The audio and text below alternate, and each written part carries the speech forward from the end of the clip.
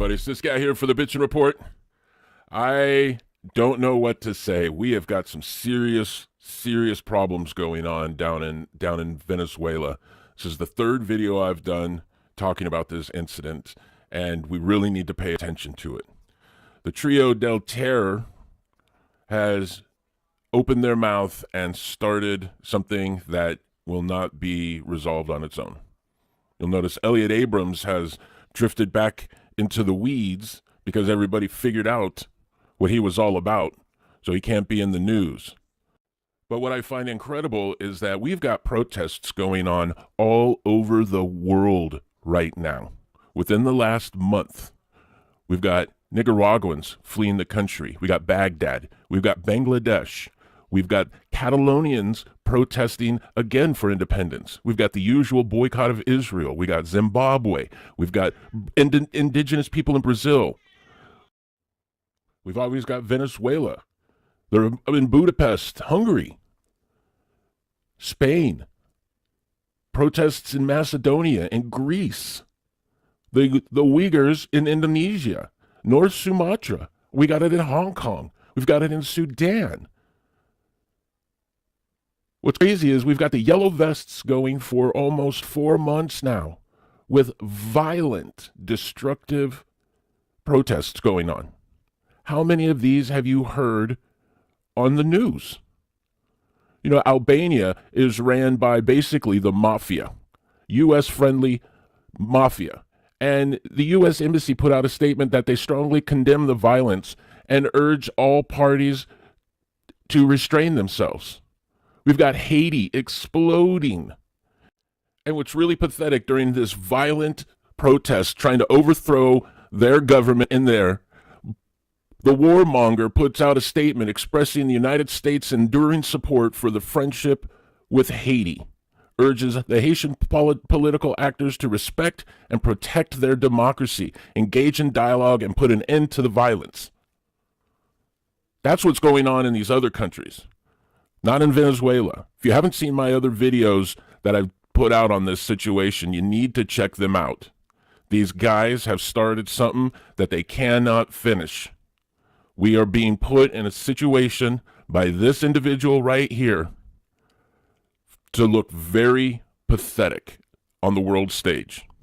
I went and dug up the United States Charter. I'll leave some links to this information, but I want to read something to you that I think is very important. Article 2, Section 4 says all members shall refrain in their international relations from the threat or use of force against the territorial integrity or political independence of any state or in any other manner inconsistent with the purposes of the United Nations. Now, I'll let you go read the rest of that. But I want to read what the punishment is for violating that. Chapter 7, action with respect to threats to the peace, breaches of the peace, and acts of aggression. Article 41 says the Security Council may decide that measures not involving the use of armed forces are to be employed to give effect to its decision, and it may call upon the members of the United Nations to apply such members. These may include complete or partial interruption of economic relations and of rail, sea, air, postal, telegraphic, radio, and other means of communication, and the severance of diplomatic relations. That's what the UN imposes for people who violate Article 2, Section 4. Article 42 under Chapter 7, should the Security Council consider the measures provided for in Article 41, which I just read to you, would be inadequate or have proven to be inadequate, it may take such actions by air, sea, or land forces as may be necessary to maintain or restore international peace and security. Such actions may include demonstrations, blockades, and other operations by air, sea, or land forces of members of the United Nations. This is what happens when you threaten other countries. That's what members of the United Nations are responsible for when people like John Bolton go around and threaten other countries. Is that going to happen? I don't know. But we have been put in this position by John Bolton.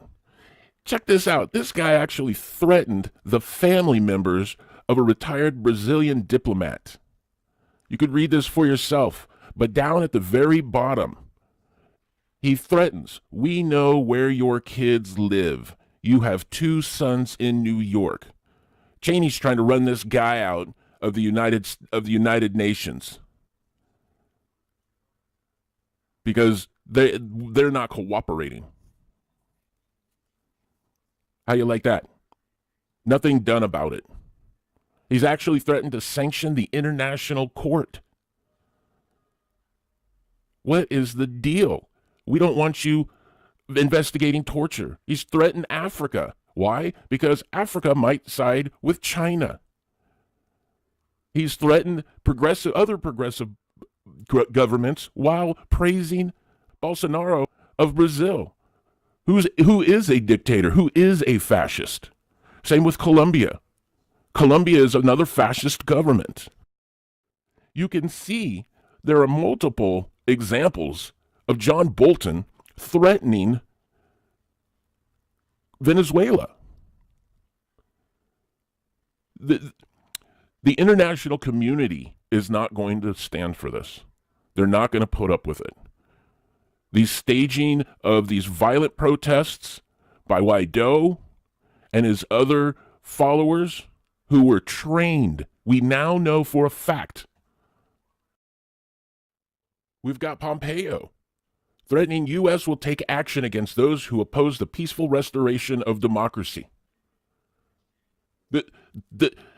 Maduro was democratically elected. We've got Bolton directly threatening the military with a choice. You either embrace democracy and protect your civilians and allow humanitarian aid, or face even more sanctions and isolation. He's actually threatening the family members of the military.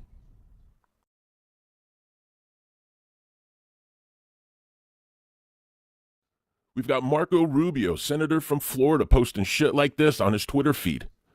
He's posted a few other pictures. I'm not going to go dig them up because I've already got enough going on with this video. I want to get it out now. But if I don't have Twitter, if you have Twitter, go to this guy's Twitter feed and let him know how you feel. So Guaido urges the military to defect amid the protesters. This is what happens when you have somebody encouraging the military to defect from their government. Watch this. These are three Venezuelan military individuals who are going AWOL, I guess, would be the best way. Taking off their uniforms and joining the protesters, supporting Guaido. They're ratcheting up the violence on the border with Colombia. We saw that over the weekend. The 23rd, February 23rd, was 30 days after Guaido started this bullshit. And within that period of time, we have violent protests. This guy was trained by the CIA in how to do this. The U.S. has blocked humanitarian aid while the Red Cross has found people crossing the border wearing Red Cross shirts, but they're not Red Cross people, jeopardizing the neutrality and the independence of the Red Cross. The United States is really fucking it up on this one, you guys. John Bolton is a sociopathic madman. He admitted that the U.S. is doing this for oil capabilities, ratcheting up the sanctions. And I said in my other videos, this is no joke. This is not some impoverished country the way they want you to think. Maduro put out a statement. They got 1.6 million people in the national militia. They're armed, ready to go. John Bolton's 5,000 special forces will do nothing to that many people. Brazil, no troops, no invasion from Brazil. The U.S. cannot use the territory of Brazil to invade. Peru, Colombia, the EU, nobody supports the military intervention by the U.S. into Venezuela. But doing my research, I came across this story. We've got a cover-up of a poisoning of a couple of WWIII lawmaker supporter guys who were in Colombia to try to organize other opposition leaders to bring the aid over. According to BNO News, Freddie Superlano and his cousin were poisoned at a restaurant in Cúcuta, a city near the country's border with Venezuela. His party, which is led by Juan Guaidó, has confirmed that Mr. Superlano's cousin and assistant has died as a result of the same poisoning incident. Reports state that Mr. Superlano and Mr. Salinas were spiked with a substance known as scopolamine. It's otherwise known as the devil's breath. If you've seen the movie The Serpent and the Rainbow, that's what dude gets drugged with. It's a date rape drug. It's used in sexual assaults and robberies. They drug you up with this, and you can't do shit about it. But there's a cover-up, because that's not the whole story. So it's this guy right here, Freddie Superlano, and his cousins. They picked up a couple of girls at the mall on the border city of Cúcuta on Friday, and they went out drinking and partying with these girls till about 6 o'clock in the morning, when they took the women to a motel a roadside motel on the Venezuelan border to, quote, continue partying while under the influence of alcohol. 2 hours later, these girls are seen running from the hotel. The hotel workers go in and see what's going on, and they find these two guys drugged, and one of them is dead, and the other one has been taken to a hospital where he's recovering. But they tried to cover that up. They wanted you to think that this all happened at the restaurant, and that's the end of the story. They didn't want you to know that Guaido's guys, picking up these girls and taking them to a roadside hotel. Well, you could probably figure out what was going to go on. But instead, they got drugged, robbed, got their cell phones taken, they got their wallets taken, they got their jewelry taken. Yeah, they don't want you to know that. Something else that they don't want you to know is that Guaido's safety is at risk coming back to Venezuela from Colombia. To get to Colombia, he took back roads. And the thought is that he's going to take the same back roads. He's trying to avoid the Venezuelan military. So after that incident occurred on Friday, the UN Security Council met on Tuesday. And Elliot Abrams, who's in charge of the steering U.S. policy on Venezuela, told the UN Security Council that the Trump administration is, quote, deeply concerned about Guaido's well-being, because Maduro had just given an interview with ABC News stating that Guaido, quote, will have to face justice. The Venezuelan Supreme Court, the equivalent of the Supreme Court, put out an order he was not to leave the country. How this guy has not been arrested yet for starting violent protests, for stirring up so much shit in his country. Could you imagine what would happen if Hillary Clinton did the same thing that the United States is advocating in Venezuela? If she did that in the United States? Holy shit. So Abrams told the UN Council that it is, quote, our duty to ensure that interim President Guaido is able to return home freely and safely. He urged the council members to support free and fair and transparent elections that embrace all sectors of society and all political parties. How fucking ridiculous could that be? I've pointed it out. This is my, third video on this? Venezuela had free and fair elections. this guy and his party were not even on the ballot to vote for. Nobody voted for this guy to be put in the position that he's in. Nobody. In fact, less than 20% of the country didn't even know who this guy was.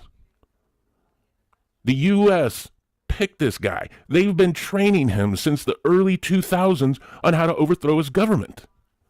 This is incredible bullshit going on. Abrams earlier told reporters that they were going to seek to advance a resolution as early as this week calling for, quote, the admission of humanitarian aid in Venezuela. So the U.S. is going to force humanitarian aid into Venezuela. Why? Because their violent rioting on the borders to try to force this fake humanitarian aid in didn't work. Right? The Venezuelan military defended the country from violent protesters trying to break through a closed border crossing. Now, could you imagine if all of those brown people on the southern border, on the other side of the southern border, decided that they were going to start rioting and try to blow through the let's just say, the Tijuana-San Diego border? Could you imagine what the fuck this country would do? But yet we are promoting this kind of behavior in another country. The hypocrisy going on right now is palatable, and it tastes like bullshit. The propaganda that is coming out of our political system is disgusting. So during the UN Security Council meeting, Russia is not putting up with this bullshit. They accuse the Americans of using humanitarian aid as cover for efforts to topple the Venezuelan government. The world knows this. The U.S. is using, quote, human shields to transfer its cargo through sovereign borders in a situation that's reminiscent of Elliot Abrams' 1986 escapades in Nicaragua, when he used humanitarian aid, which turned out to be assistance to the rebels, which we now know as the Iran-Contra affair. How stupid Donald Trump to put the same ass clown into position that he was in during the mid-'80s and blew it. We found out what he was doing.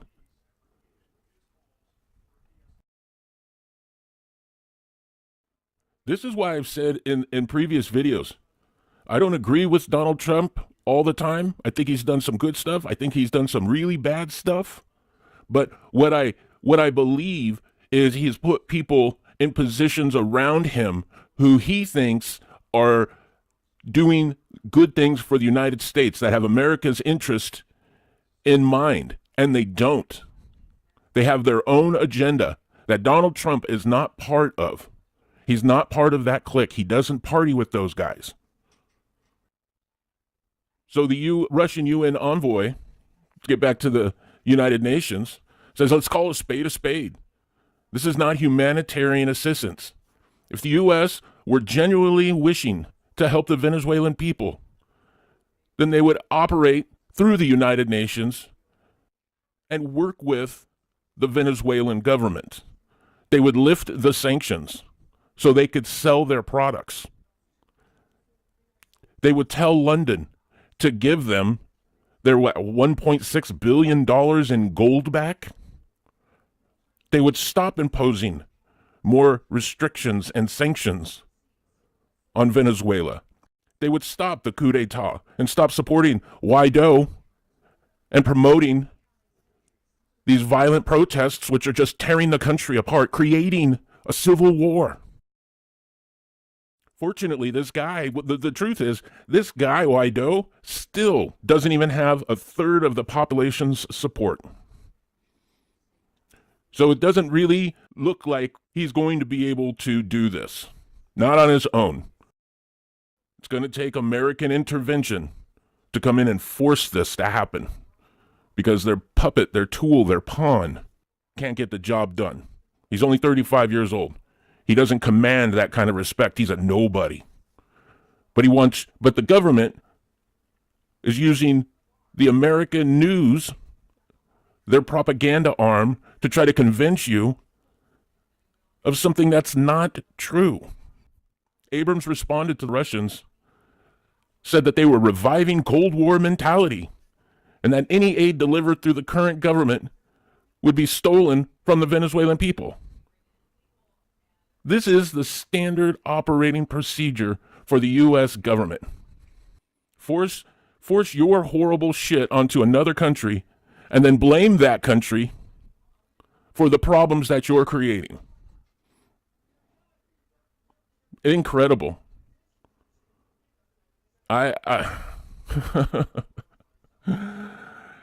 So we've got the U.S. and the Russians, who both wield veto power in the United Nations Security Council, duking it back and forth. Nothing's going to get resolved. This is all for show. We don't even have a UN ambassador anymore. I don't know if Nikki Haley got clued in or was being pressured to do something she knew wasn't moral. So she stepped down. Heather Nauert, the former press secretary of, I think, the State Department, she was nominated. She was picked and ended up taking her name out of the bag. She knew nothing good going on here. We need to be paying attention to this. But the United States is in serious trouble. Like I pointed out in my other videos, John Bolton has ran his mouth to the point that the United States cannot back down lest we look weak. And you know, they're not going to let that happen. We have no support from the international community. They don't want to see this happen. Brazil, Colombia will not allow U.S. military to be stationed there to invade Venezuela. So what are we going to do? Are we going to back down, or are we going to send in the troops? Scary, man. Scary. This could be World War III, starting right here. You know, Russia and China are involved. How much more involved are they going to get? I'm not sure, but they've got investments. This is their friend. They don't like the United States mucking around like this. You know, Putin just put out a statement with a list of U.S. strategic facilities that they would bomb first. That, to me, is the old shot across the bow. You better stop. You're in the crosshairs. John Bolton's not going to read that language. He's threatened Nicaragua. Nicaragua, you're next. Well, what can we do about this? I encourage you to sign these petitions and let it be known that you are not in favor of John Bolton trying to get away with starting a war. This is not okay. There's a march going on in San Francisco, March 9th at the UN Plaza. If you're in that area, if you can make it, please attend. We need our government to know that we do not support what they are doing. Not really sure what more I can say. We can't let John Bolton get away with running his mouth without consequence. So if you're just now getting up to speed with what's going on, what the U.S. is doing in Venezuela, I'm going to leave some links in the description to the articles that I referred to earlier in this video. Go check those out. There's a lot of good, up-to-date information there that'll get you kind of caught up. Specifically, go check out the GrayzoneProject.com and the Grayzone YouTube channel. I originally got one of their articles from Consortium News and used the link to Consortium News because that's where the article I originally found it at. But the information was Max Blumenthal and Dan Cohen, and they are in Venezuela now, giving incredible first-hand reports of what is actually going on the ground. Check out their YouTube channel. Really good stuff.